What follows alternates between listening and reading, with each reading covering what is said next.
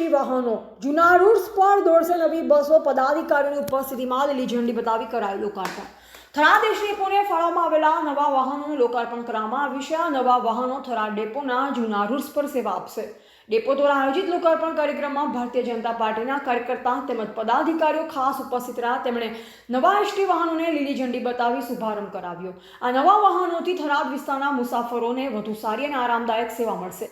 જૂના રૂટ્સ પર નવી બસો દોડતી થવાથી મુસાફરોને આધુનિક સુવિધાઓનો લાભ મળશે। એસટી વિભાગ દ્વારા સમયાંતરે જૂના વાહનોને બદલી નવા વાહનો મૂકવામાં આવે જેથી મુસાફરોને સલામત અને સુવિધાજનક મુસાફરી કરાવી શકાય।